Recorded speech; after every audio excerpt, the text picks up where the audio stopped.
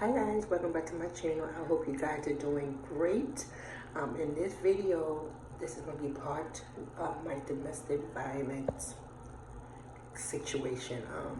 If I hear some noise in the background, that's my fan because it's hot.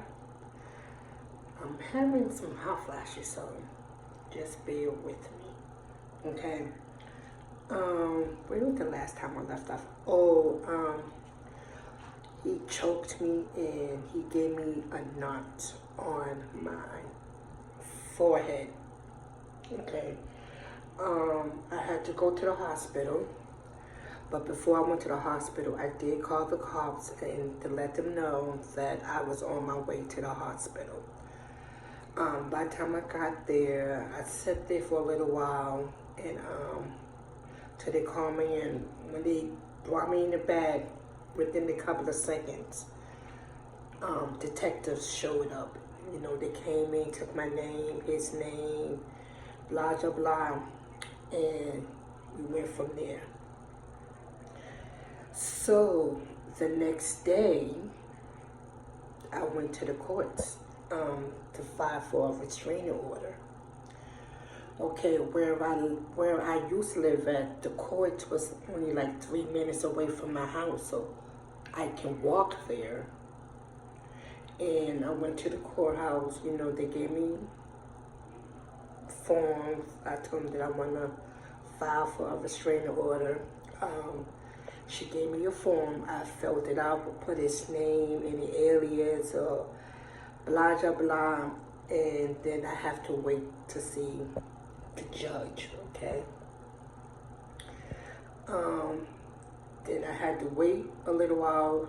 Then I had to go upstairs to see the judge, and the judge talked to me or whatever, and she gave me a temporary restraining order stating that he couldn't come to my home or where I worked.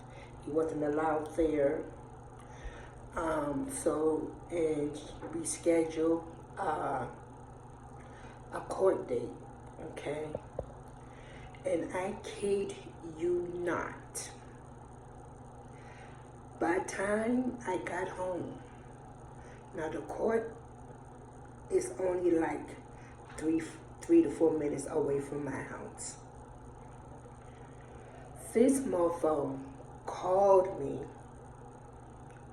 and said, "Oh, you went to the courthouse to put a restraining order against me?" And I'm like, how in the hell did he know that? There was no way that this punk was served that quick, and I just left the courthouse. There's no way he could have known that quick. Because I live in one area, and from his house to my house, it's like a 30-minute drive. There's no way. He got to my house, he got that notice that quick. No way. But anyways, I do believe he was following me, or he have somebody that knows me, that know him and I was together, and they told him, called him and told him. That's the only way. I noticed places that I be at, he would know because he's been following me. He told me what I have on, blah, blah, blah, blah, blah, blah. So when he called me, I'm like, yes, I did put a restraining order against you. I need you to stay away from me. You're bad for me. There's nothing to say to each other, nothing. But clearly you figured it's okay to put your hands on me. And on top of that, he proposed to me because he says he loves me. How could you propose to a woman and claim to love them and you do this to her, to them? How?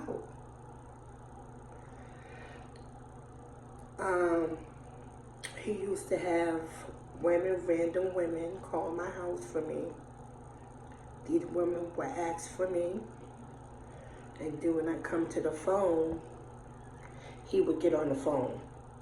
And he would harass and threaten me. And I'm like, what type of woman will call another woman's house for a person to harass and threaten? What kind of woman would do that? How could you do that? How could you lower your standards and to be assistant to his crimes? Because, sweetheart, you are guilty of a crime. You called me. How could you let this man, this fraction of a man, put you into his crap? Why? Come to find out, one of the girls that was calling me, I found out when we went to court that he had a baby with her. In my mind, I'm like, no. But I know he was cheating on me. I know. I'm not one of the women that don't know what's going on. I know. As my grandfather used to say, you can't bullshit the bullshitter. Okay? So, when you have, I don't know about where you guys live, but here, when you're making the complaint, you will have some advocates, or you might have a detective call you to check up on you and see how you were doing. And I told them, because every time these women would call for him, I would give times, dates, or when they called. They did track the numbers. A couple of the numbers were, most of the numbers that was called me was from a payphone, back then when they had payphones. And there was one call from a young lady who he was cheating on with and had the child with. And I said, no, I don't know this person. So I don't know if they talked to her, because if they did, they didn't tell me. So she could walk right in his room and I wouldn't know what she looks like. But she probably knew what I look like. So I don't know who this lady was, okay? When we were supposed to go back to court, he didn't show up. So they put out a warrant for his arrest, because to find out he had did something. They was looking for him anyways, and he didn't show up. So with that being said, the judge just decided, you know what, since he have a lengthy record, which I was shocked of some of the stuff that he has done. I was not aware of this person history. I wouldn't think of him doing these type of things. And I'm like, oh my God. I'm glad I dodged that bullet. So she turned the temporarily restraining order to a permanent. So he cannot come to none of mine. And then I told him, because sometimes he will pop up at relatives. So what they did was, they know I hang out with a particular relative, my sisters and stuff. So they did give me some protection from him popping up there and stuff, because he was just crazy. He used to stalk me. I used to find him. I used to look out the window and see him across the street. Or, you know, I seen such and such. I'm like, I'm not surprised. Everywhere I go, he's there. It's like I'm like, leave me alone. I'm done. So, as time go on, I met somebody new, and I was living my best life. I started a new job and everything. I was working 2 jobs. And one day, out of the blue, I get a letter from the House of Corrections. I'm like, what the hell? And it was from him. I said, you gotta be freaking kidding me.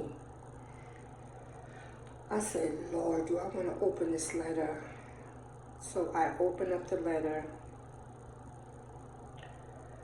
It's some of the most bullshit that's coming out of his damn mouth. I'm like, I'm sorry, I love you, I want to get married. Can you please just drop the charges? I'm saying to myself, no. No. Hell to the no. And then 2 days after I got my letter from him, I get a summons. He's bringing me to court. I say, this mother... I'm like, are you serious? You gotta be kidding me. You the one that hurt me. So I was like, whatever. So my boyfriend at the time came with me. And the reason why he was locked up is because the woman that called me for him, the one he was cheating on with, who had the baby by, he beat her ass and she locked his ass up. I said, wow. You had the audacity to call me for him. He got you into some business that you shouldn't even been in. Got you calling me for him. You just as dirty as he is. Now you got and beat him and you had him locked up. Wow.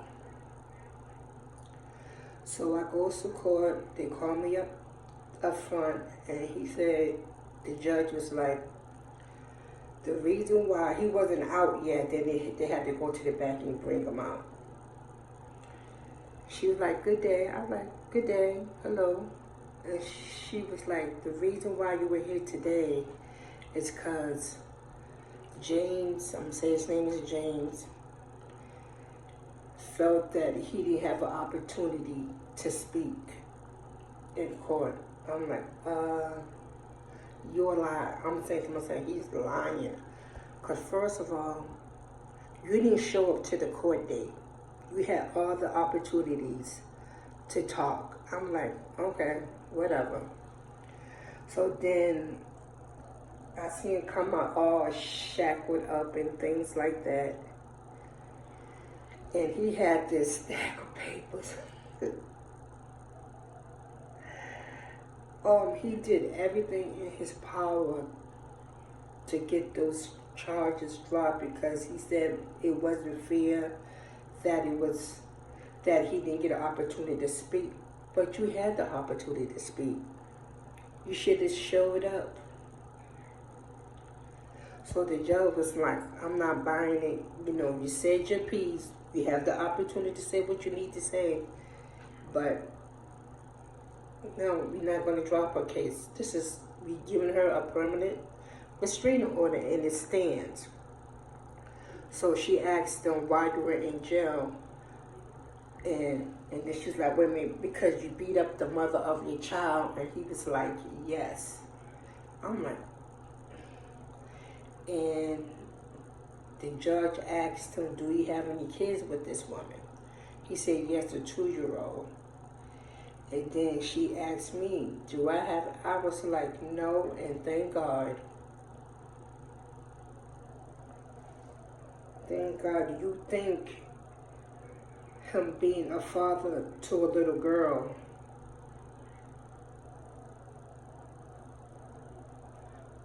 will want to do better, but not so.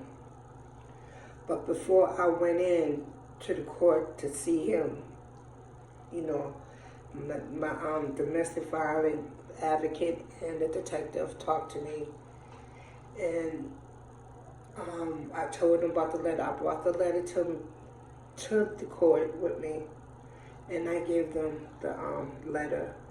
They was like, "Can we read it?" I was like, "Sure." And they was like, "Well, it looks like he's still threatening you." I'm like, "Yeah, he is."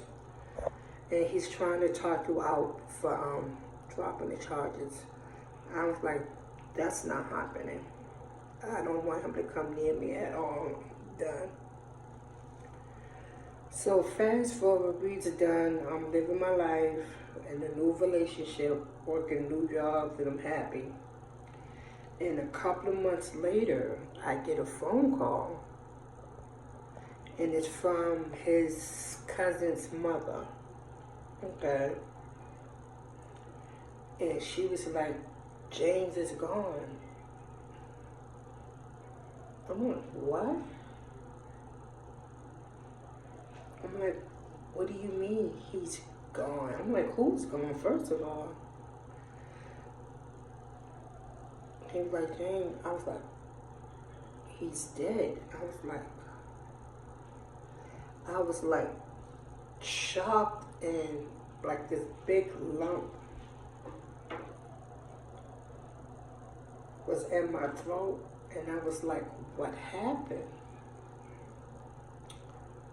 And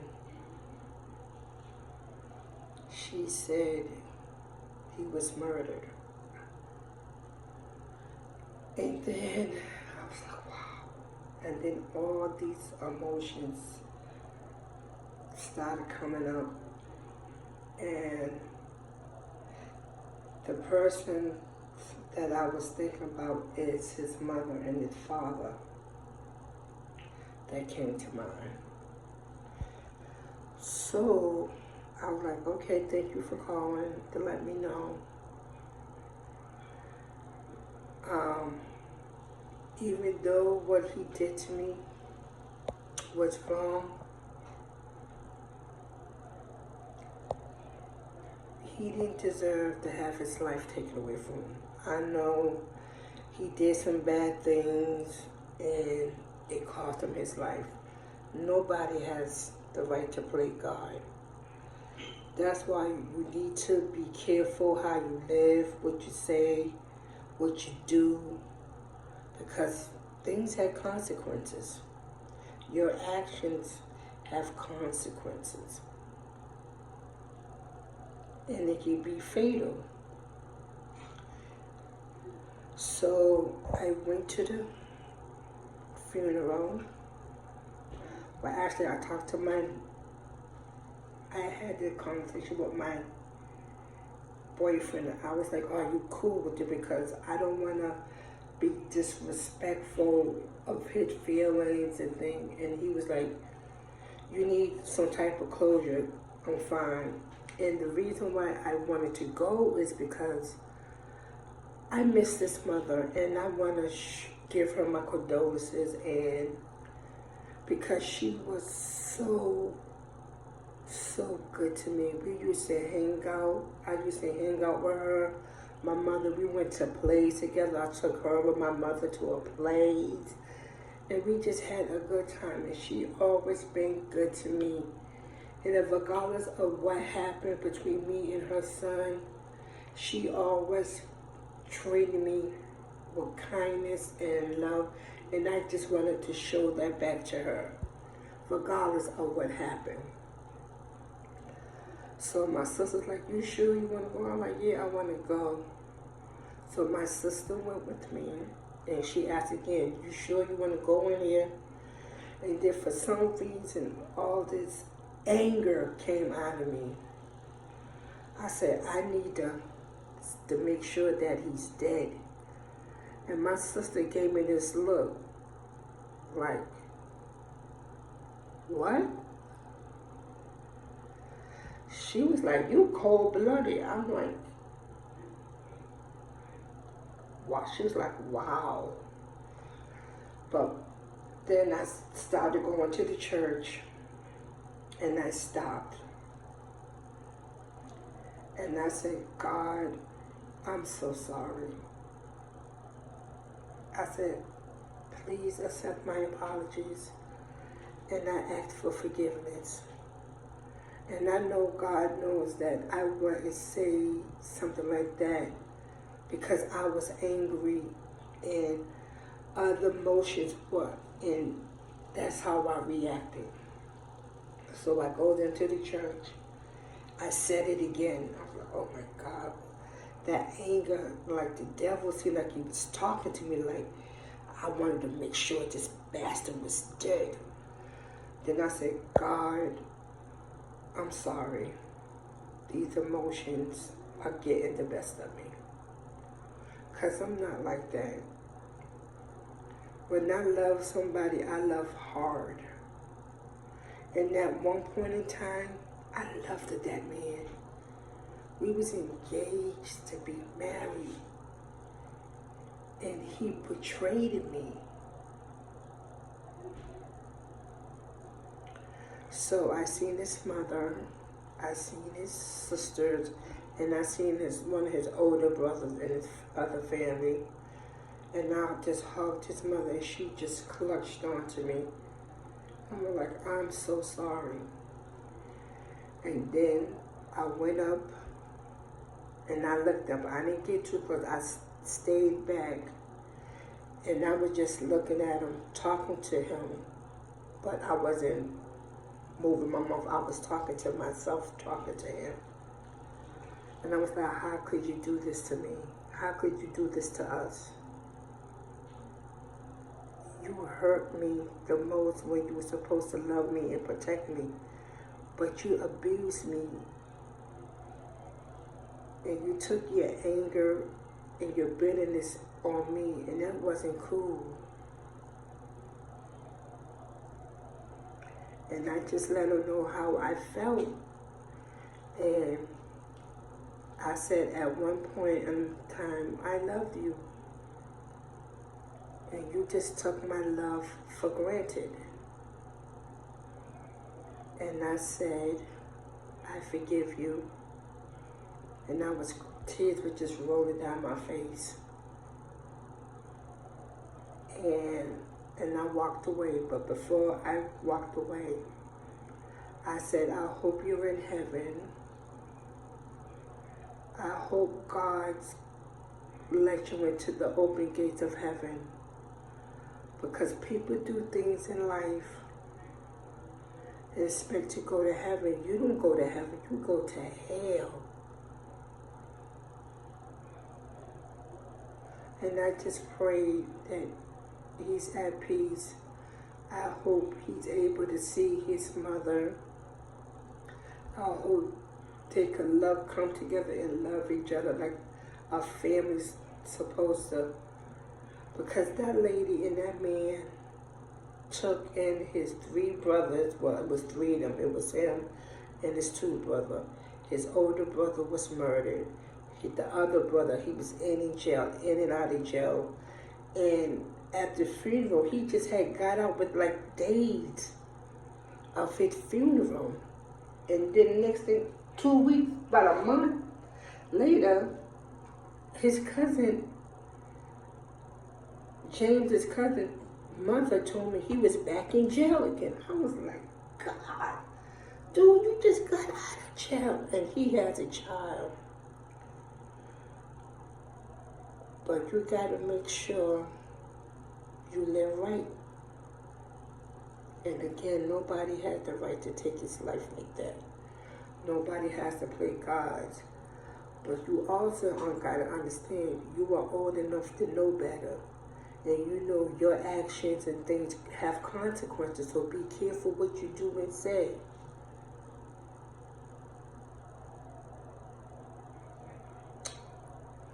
I hope he's at peace. And, you know, once in a while I do think about him and wonder if he's okay. Even though he hurt me, I still wonder if he's okay. Wow. Hmm.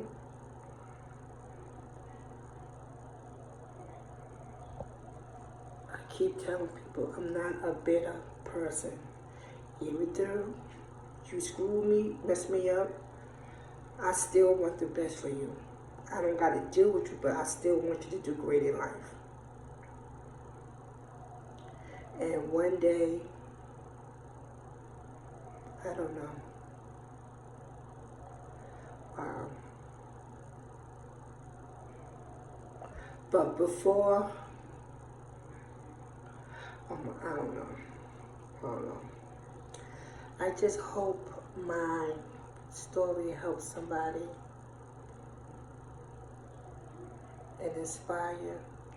I know if we have physical scarring, you might feel ashamed and embarrassed. I felt that way too.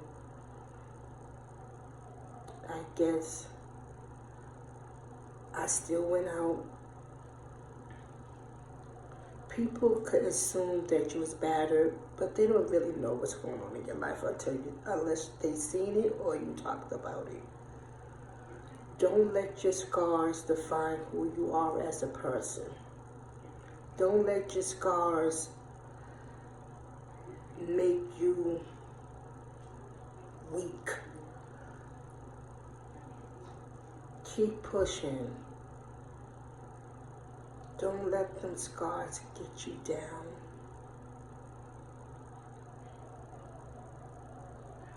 Because they will go away. They will.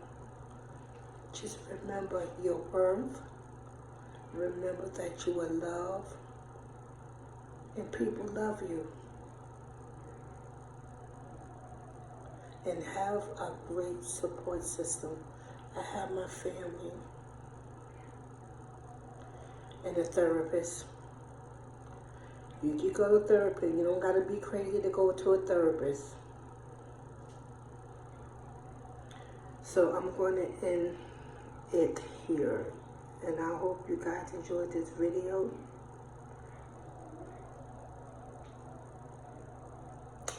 Remember, don't let your scars define who you are as a person. Bye, guys.